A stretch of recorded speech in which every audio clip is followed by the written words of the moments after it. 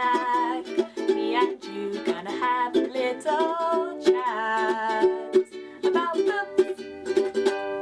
Hi guys, so today I'm going to be doing a book review, and the book that I'm going to be reviewing is Ready Player One. This is by Ernest Cline and it is on my TBR for April, so I have completed it, which is fantastic, and I'm really excited to talk to you guys about this book because I loved it and I was not expecting to really love it as much as I did. So let's get into the review. This is the story of Wade, who is a young guy, and he is the typical guy in the world that he lives in. The world that he lives in is very much destroyed and everything has been taken over by climate change and everything has kind of just gone wrong. There are problems everywhere, disasters everywhere, and the real world is not a place that you want to live because it's just horrible and no one enjoys living in it. So, in the absence of the real world being a nice place to live in, a guy in this book called James Halliday, he came up with a completely new idea, which is Oasis, a multinational and multiplayer online game, and this spreads around the whole of the world, and everyone who wants to can join it and play this game for only 25 cents. So essentially a lot of people use this game as an escapism to get out of the world that they live in, which is so horrible, and move into this virtual reality, which is very, very cool because you can basically do anything you want if you've got money to burn. If you haven't got so much money, you can't do that much stuff. You can still have a really good time, you can meet people, you can have fun, so it's the place to be. No one wants to be in the real world, everyone wants to be in Oasis. And there's a lot of politics and all sorts of things that happen throughout this book that really concern Oasis far, far more than they concern the real world.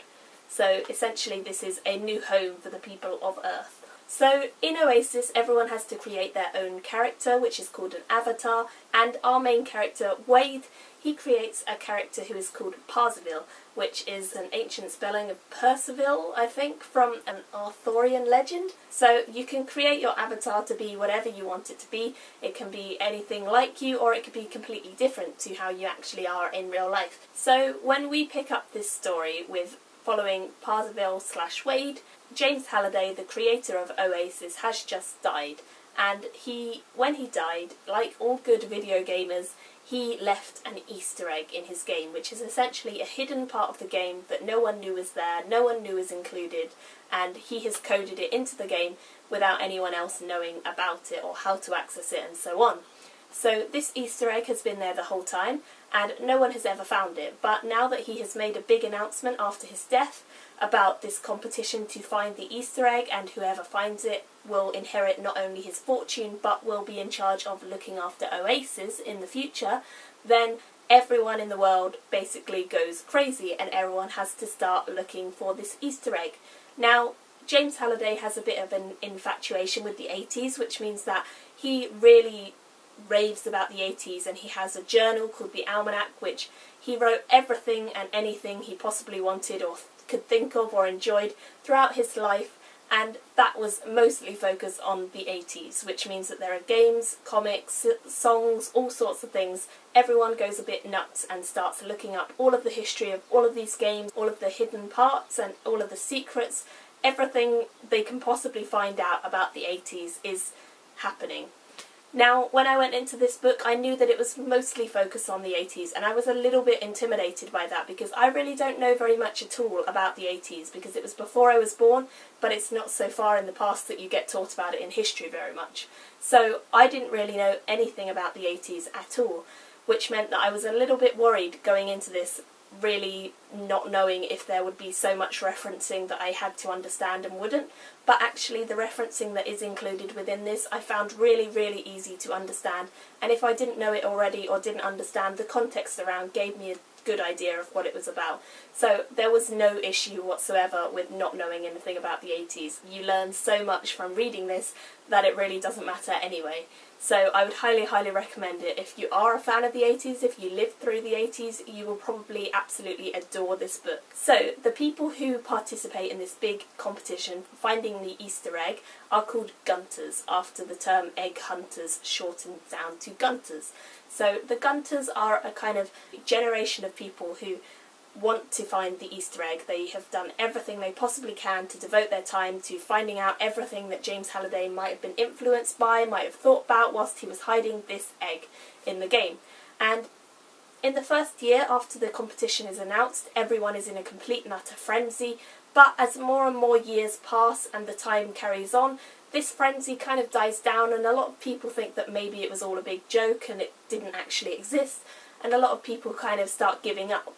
So we follow Wade, who is a Gunter, which means we are kind of rooting for the Gunters. The Gunters are the people who are individually researching and trying to find out all they can about the 80s and James Halliday's obsessions, but there is another tribe or corporation who are kind of also competing to get the egg, and that is the Sixers. The Sixers are essentially a corporation of people under the IOI company, and they all work together to ensure that they can get the Easter egg first.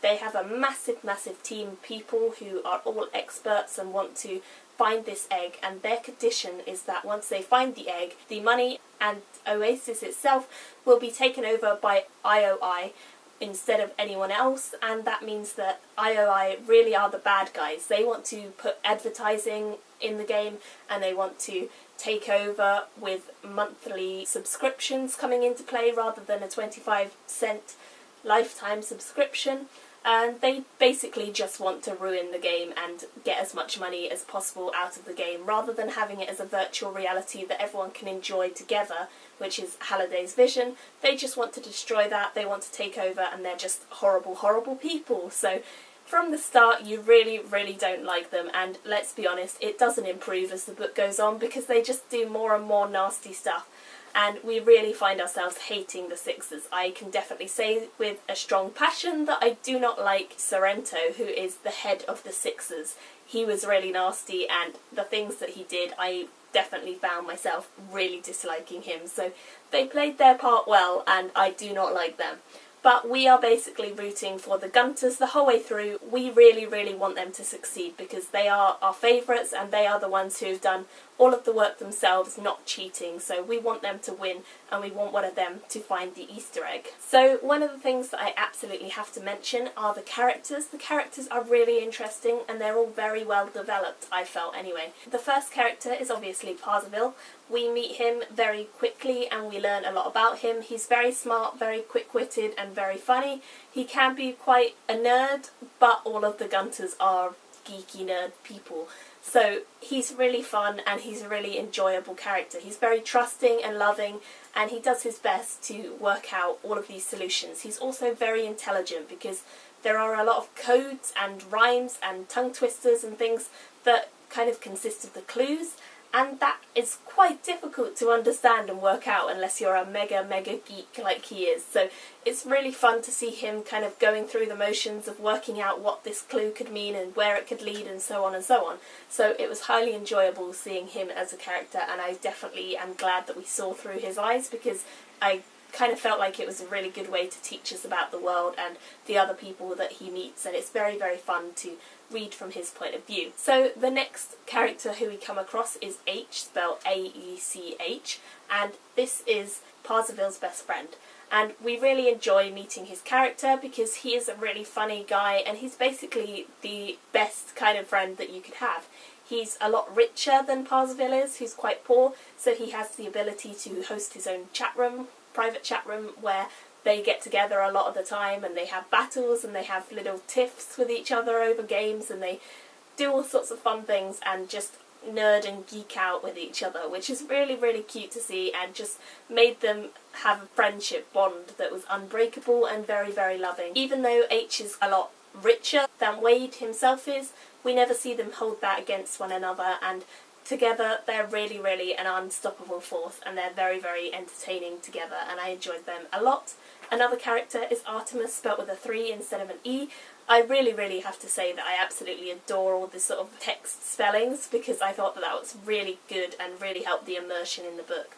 But Artemis is essentially the love interest. She's very feisty and funny and quirky. She's got a bit of character to her that makes her really interesting, and she was just a very enjoyable person to read about. Shoto and Daito are two of the other main characters who come into play, and they are both Japanese.